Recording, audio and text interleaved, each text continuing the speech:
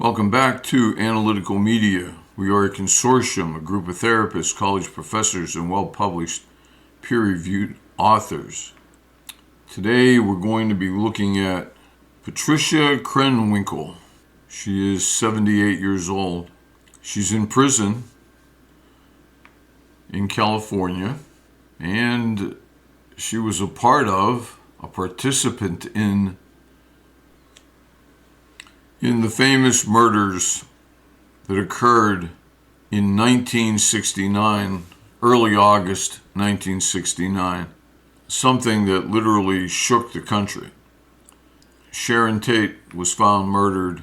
She was a movie star on her way up, big name in the business.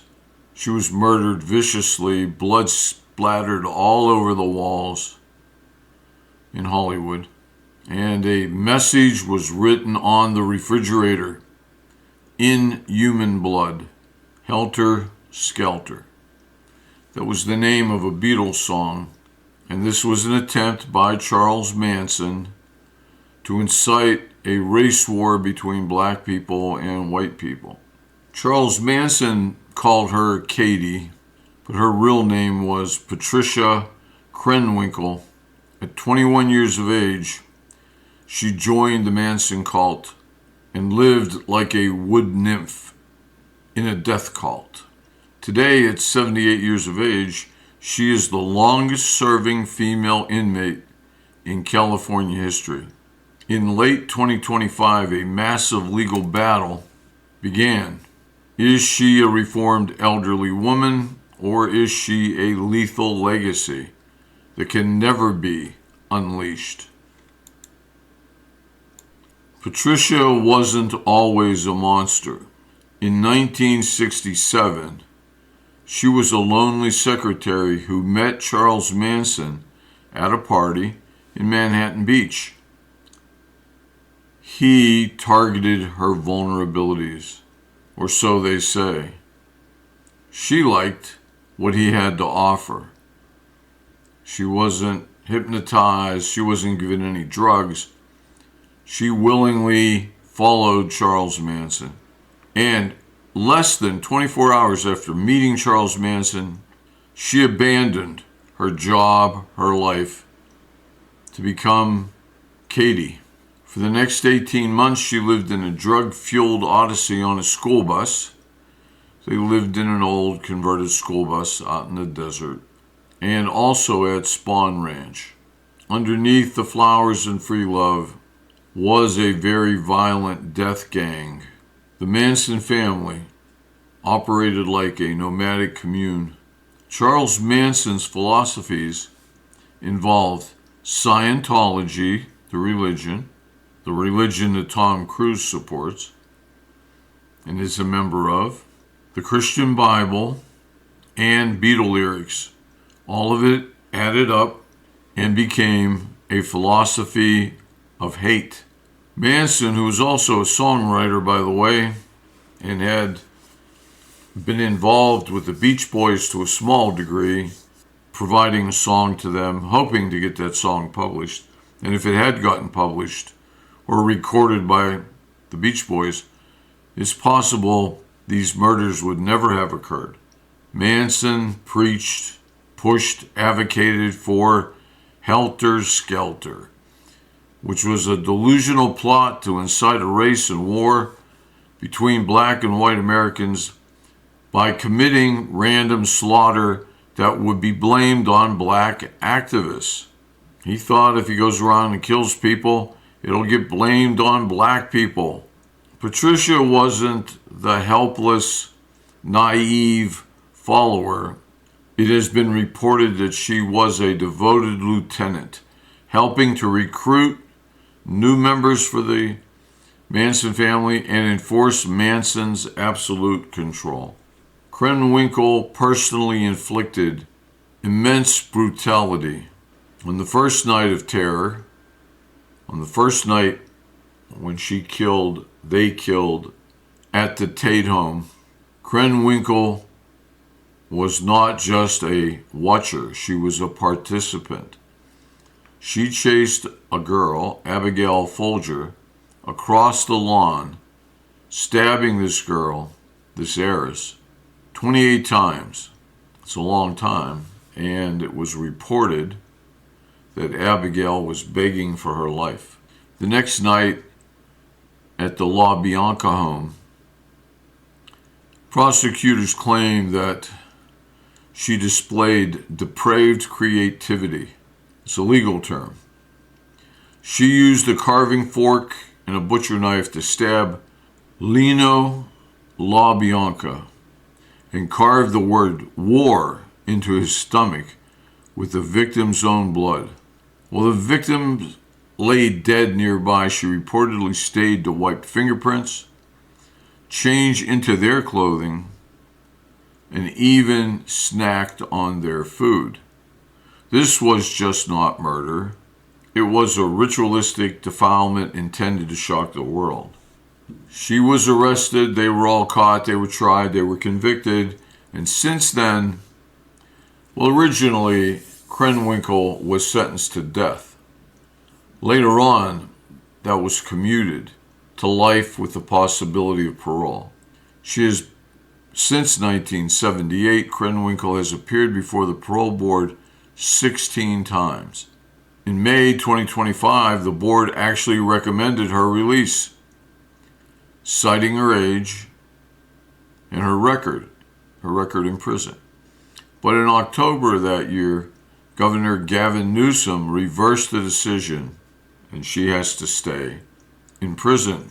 The Deputy DA, Julianne Walker, argues, quote, there is a direct nexus between Krenwinkel's historical minimization of the crime and her current danger.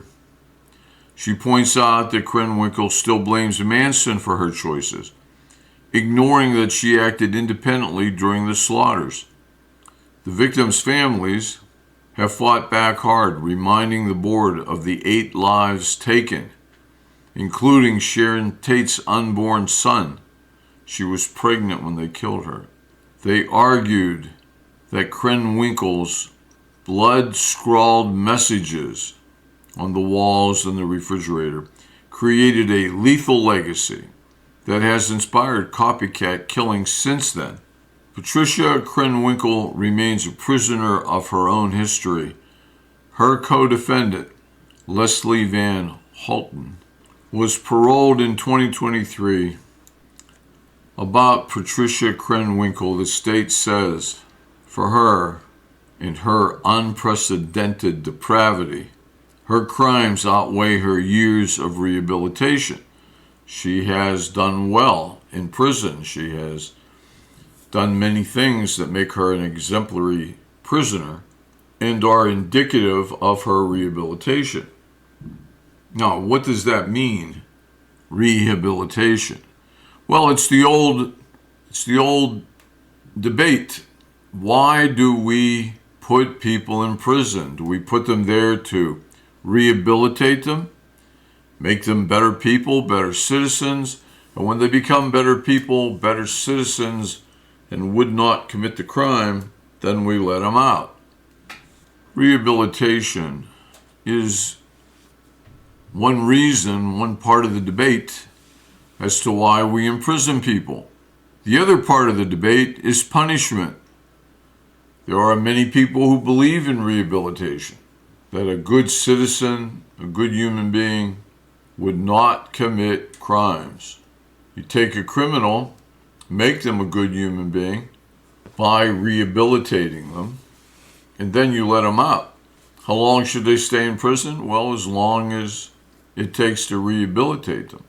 And that's why many European countries have very nice prisons, like the Scandinavian prisons.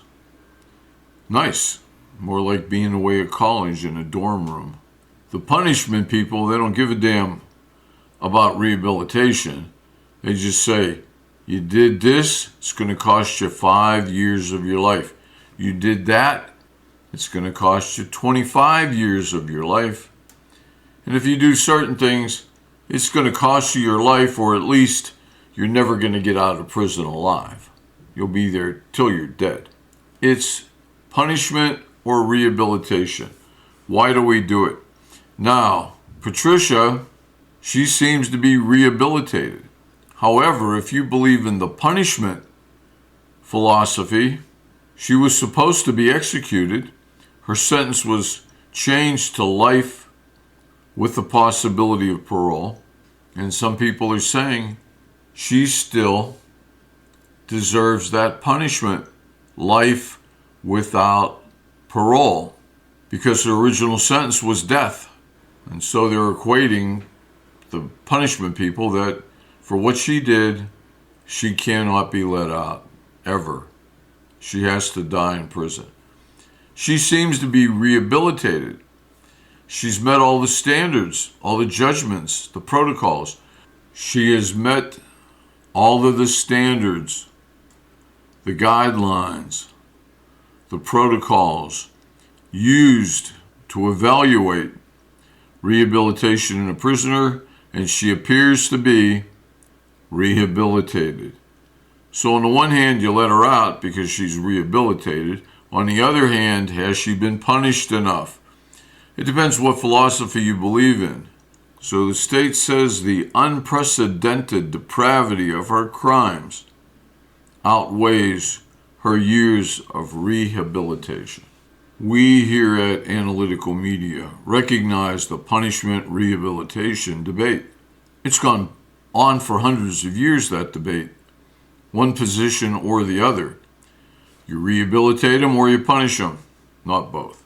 However, we feel there is something else, more important, a third quality. It's not the debate.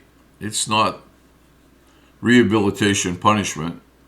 There's a third consideration, which is far more important when we look at releasing someone from prison on parole. The debate is whether or not you put somebody in prison and why you put them into prison and how long they stay, punishment or rehabilitation. But the third consideration, which is more important, and only occurs when you get to the concept of release and the way the system is written, that release only occurs at the completion of a sentence or at the time of parole.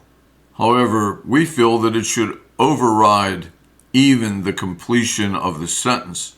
No one, in our opinions, both as a collective and individually, our opinions are and have been for a great length of time quite consistent about the release of anyone.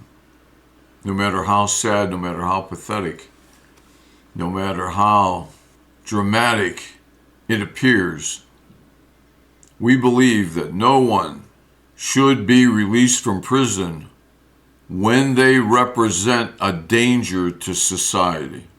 So we believe you send people to prison to protect society, not to punish them, not to rehabilitate them, but to protect society. Now, she has killed Krenwinkel, Patricia, Katie, Patty. She has killed people. Forget how vicious the crime is. Forget taking their blood and writing messages on the walls in the refrigerator. Forget that. She killed because she believed in what Charles Manson was promoting, which is the idea of a race war between the blacks and the whites. That was the motive for her killing people. That's enough. She didn't hate them. They didn't hurt her. They didn't kill her father. They were just to be used as props, as motivation to promote the race war. She was willing to kill for that. And as such, we don't believe, under any circumstances, that she should be released from prison because she is a danger to other people. Now you could say, well, Charles Manson's dead and there aren't any cult people like that anymore out there. And she's in a wheelchair, which she isn't. But no matter what you would say, it makes no difference. She's willing to kill. You could say, well, she was only 21. That's besides the point. How many 21-year-olds would kill? We've mentioned before on this channel that very few people would kill, and the vast majority of people would only kill in self-defense. And as we've mentioned, there's some people who would never kill, irregardless. They die before they kill somebody else. I don't know that I would recommend that. It's not very humanistic in terms of individuation and self-actualization, but it is true. There are many people who would be so hesitant to kill that they would be killed before they would react to defend themselves. And there are other people who will kill readily, psychopaths, readily with no conscience whatsoever. Never have a bad thought about it. The fact that she killed wasn't an accident. It wasn't manslaughter. It wasn't second-degree murder. She killed easily, dramatically, people who had never done anything to her. These weren't people that stole money from her family. These weren't people who brutally murdered her sister. These were strangers, and it didn't bother her one bit. To us, it shows the ease with which she murders. We recognize that Charles Manson was a very charismatic individual, almost hypnotic in his abilities to motivate people and guide people, men and women. Nonetheless, when you prove to us that you are a murderer, it's no longer a question. And if you say to us, well, I was a murderer, but I'm not a murderer anymore, we say once a murderer, always a murderer, because you either do it or you don't. You have a predilection for murder, the ease, the acceptance of the idea of murdering innocent people, or you don't. And maybe now she wouldn't, but we can't be sure of that. And we're not going to bet your mother, your sister, your father, your child, or you on the idea that she's probably not going to kill anybody. Well, the probably is not good enough. She's proven she can kill, and that's enough for us. Once you prove it, once you state it, once you're convicted, once you admit it, that stamp of murderer is in indelible ink. It's a full body tattoo that cannot be ignored. So, she may be rehabilitated. She may have served her sentence, but she cannot be let out. It's a shame. I feel bad for her. Maybe there should be a facility that is like a prison, but it's also connected to the community where you're judged, you're watched on surveillance. It may be like a group home. You can go out, but you need an ankle monitor. It would be expensive, this whole thing. Maybe as a society, we're not willing to pay that money, spend that money to help someone. But to release them like a regular citizen, where they can take a bus, buy a gun, steal a gun, go kill somebody, knock on a door, limp to the door, will themselves to the door in a wheelchair, ring the bell, somebody opens the door, they pull the trigger. Killing is fairly easy, and when you're recognized as a killer, in our mind, you're not ever going to be given an opportunity to kill again. This is Analytical Media. We sincerely hope that you've enjoyed this, that it's given you something to think about. We ask you to help us help other people by sending this message out, by growing the channel through the YouTube algorithm. Like the video, subscribe, share, and comment. It all helps to send the message out to other people. If you want to help other people, you can do that. Take care. We hope everything's been good with you and your family. And hopefully you'll join us in the next video or podcast.